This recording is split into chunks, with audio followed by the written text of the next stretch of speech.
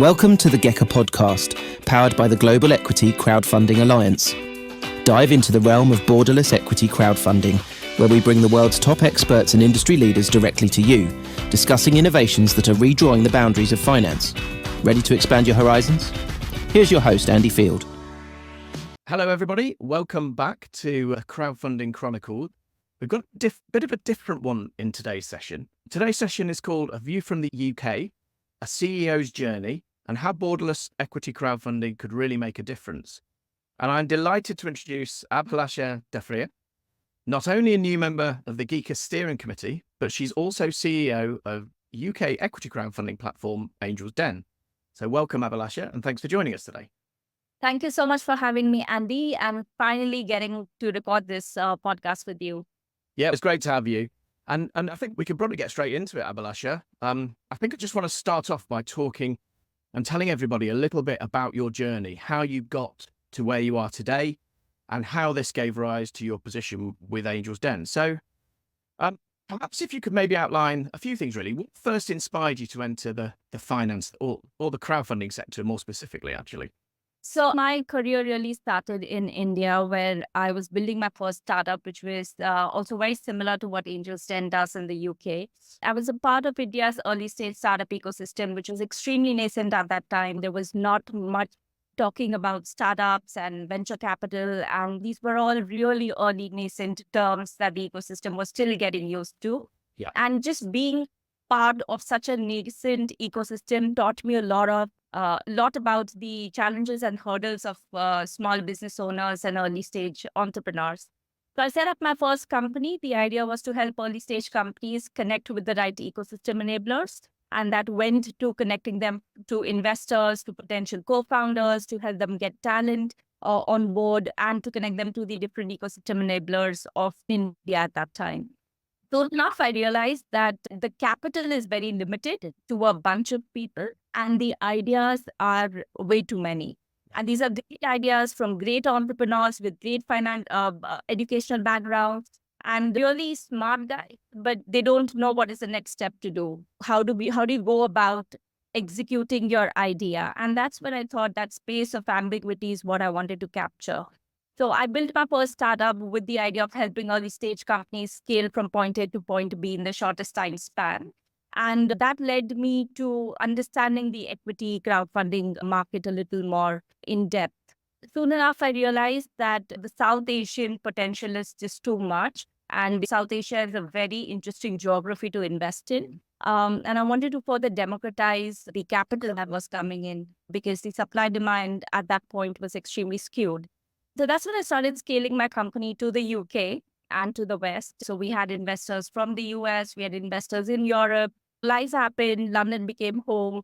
And that's when I realized that the equity crowdfunding market needs to be a little more global than what it is right now. Up until 2020, I did this and helped early stage Indian companies raise capital from foreign investors. But then due to the pandemic, London just became home for me. So I had to roll back on all my activities and think of having a future here based out of the UK. And that's when this opportunity with Angel's Den came by. So it was super serendipitous for me. It was exactly the same business, but a different geography. So the fundamentals of the business were the same, but the dynamics of the geographies were different. And that made it a very exciting opportunity for me to jump in, because I could just learn from all the mistakes that I did when I was building my own company. And I could use an established brand to grow.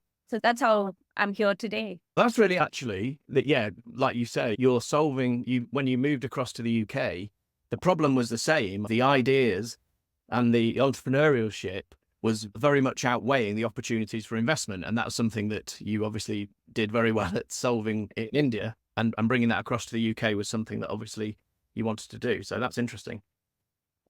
Great. Okay. One of the interesting observations was that there are geographies that have talent and very little capital.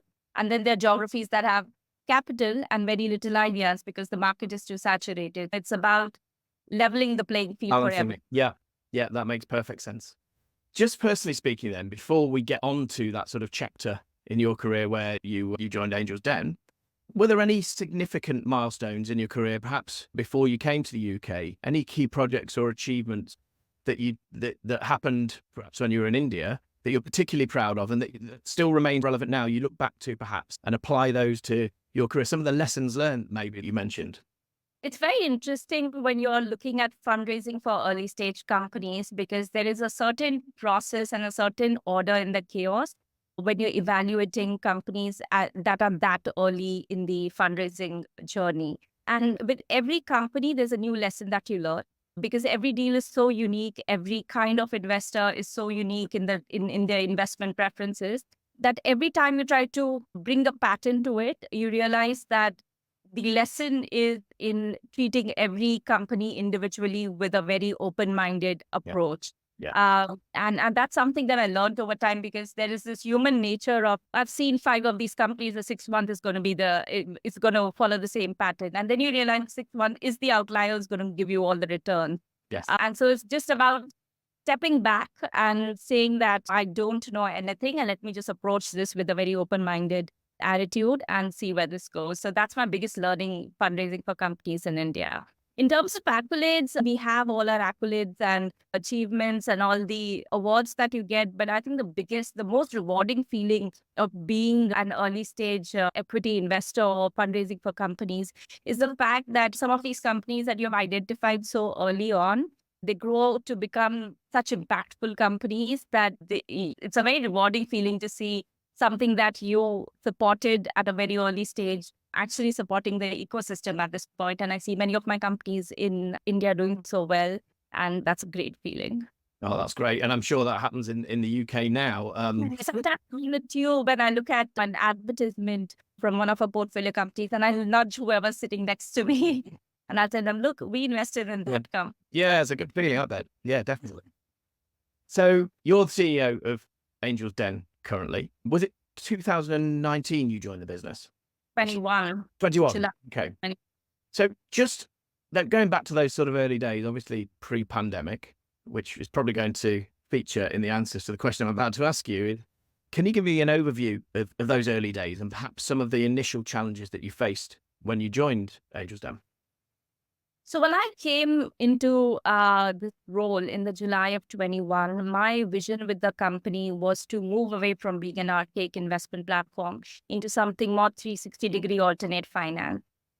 In my experience dealing with entrepreneurs across geographies and across sectors and of different shapes and sizes, I realized that not every startup has the architecture to raise equity capital. And sometimes it's just about that education to the founder, that there is a cheaper and a faster way to access capital than knock the doors of investors. And I realized that the UK probably is one of the geographies that has least of this knowledge or information out there in a more curated manner. So what I wanted to do was build Angel's Den as the one-stop shop for any financial needs of early stage companies, whether these are SMEs or startups or small businesses. It could be brick and mortar businesses, B2B businesses, just anything. So taking away the glory from equity funding and explaining this to entrepreneurs that, there is a market out there where you can get access to capital quite quickly without diluting your shares. So this was the biggest challenge that I had faced, and it was something that I wanted to execute when I came in, and something that we did over the last 3 years. So that sort of whole awareness piece that there is an alternative was building that whole piece and make it like a one-stop shop, because entrepreneurs do not know where to go. What is the right financial instrument for them, given their trading history, given their circumstances? What should they ask for? Yeah. And there needs to be like one place that gives them that information and also connects them to the right lender or the right investor, right? And that's something that we are looking to build. Yeah, and being able to achieve that is obviously pivotal to the success of your business. Is there any particular strategy that you can pinpoint that perhaps is absolutely critical to making that happen, making that awareness piece happen? Is that something that's still in progress? It's still in progress, but I do think that there's a lot of progress that we have made on this journey as well, because again, lending for early stage companies is not the easiest market, because there's only little trading history. There's only so much size that the company has, and it makes it a little tough for lenders to invest in companies at that stage. But what's really beautiful is the fact that the financial industry is also evolving as rapidly as the technological landscape is. And so the lenders and investors, both with higher risk appetite now, who have different matrices that they would use to invest in early stage companies, whether it's in form of a debt instrument or equity. And it's about bridging that gap and bringing everyone together on one platform. So they have the right data points as well to judge correctly what is the company they want to invest on. Yeah, and make that informed decision almost. Yeah. Yeah, absolutely. Yeah. Okay. So there'll have been lots of challenges that you've overcome in where you are now. Yeah. Are there any that spring to mind in particular, challenges that you've had to overcome, and perhaps any lessons you've learned doing that more recently in your career in your career path to date? Is there anything that you could share from that respect? I think one of the interesting learnings for me as an entrepreneur, almost in this role, and also for maybe fellow entrepreneurs, would be the fact that the equity market is so cyclical that you could be raising funds in a bull market and you have no idea when the market will revive again for you to raise your next round. So it's so important to time the market and bear in mind that every time it's easy for you to raise funds, there's going to be dry years coming, not just months. And then you have to prepare your spending and your expenditure and your cash flow to accommodate for those months as well. And that's something I realized with Angels 10, that just pegging on the equity market would not be enough for us. And we need to figure out how to hedge our own revenue sources. So just raising capital through equity could be a great year in 2021, but then just could absolutely crash in the next year. And so how do we de-risk ourselves by finding more ways of getting revenue into the company? And that's why the whole hybrid model of dilutive and non-dilutive works so beautifully for company. I think that's been my biggest lesson, that to understand that the market is extremely volatile in early stage and that you have to time it when you're looking at your own fundraise or, in our case, revenues. Yeah, that makes perfect sense. Okay, thank you for that. So just moving on to the sector in general, how would you say that the UK equity crowdfunding sector has evolved since you started in the UK? So your company's role and influence in this sort of evolution of the sector. And speaking on behalf of your business, what would you say is the company's vision for the future of equity crowdfunding? How does it involve, for example, the enablement of international deal flow, this borderless scenario, the truly borderless scenario that we talk about, certainly with GECA? How do you see the future taking that into account? I think the future is borderless for technology companies, and therefore the opportunity to invest in these companies early on should be as borderless. I respect the jurisdictions and the local framework that equity companies need to work within, but I can also appreciate the amount of opportunity and the capital pool that it would unlock for early stage companies if equity crowdfunding could truly be global. So I see the UK market headed there, because as a market, if you look at it, there's so much of import and export happening that it's international trade and ties are really strengthening year on year. And so I see this happening for the equity crowdfunding market as well. It's a matter of time, and it's about getting the jurisdiction and the frameworks right. That's where I see the UK market heading in the next couple of years. Yeah, that makes perfect sense. Yeah, I suppose the technology we all know is there to implement this kind of solution, but there are other things that obviously need a bit more work for us to be able to get there. But of course, that's what GECA are there for. Do you have any upcoming projects or initiatives either around that or not, actually, that you're particularly excited about as CEO of Angels Den? I'm really excited about seeing the non-dilutive landscape pick up in the UK and the whole hybrid investing model for early stage companies. That's one. I'm really excited about a partnership with Taxi Chain and GECA, just to understand how we can bring quality international deals to the UK investors, and at the same time take UK companies to the Middle East, to Australia, to South Asia, to the US. How do we open up these borders and these geographies at a click of a button? And that's something that Daxi and GECA are really advocating for, and looks really exciting for us.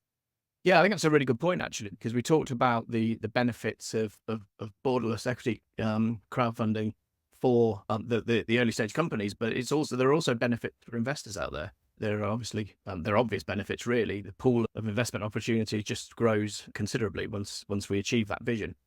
So, thank you so much for that. So we're running out of time for today's episode, Abhilasha, and I'm sure we'll get you back on and have a chat about a few other bits that we could talk about connected to the industry. But I've really enjoyed hearing about, and I'm sure our listeners have enjoyed hearing your background thoughts on the industry. But before we go, we can't end without asking you for a little bit of advice for aspiring leaders in the equity crowdfunding industry. So just a couple of questions around that, if that's okay with you. Can you think of a key lesson that you've learned as a leader in the industry, aside from obviously some of the planning ones that you mentioned earlier?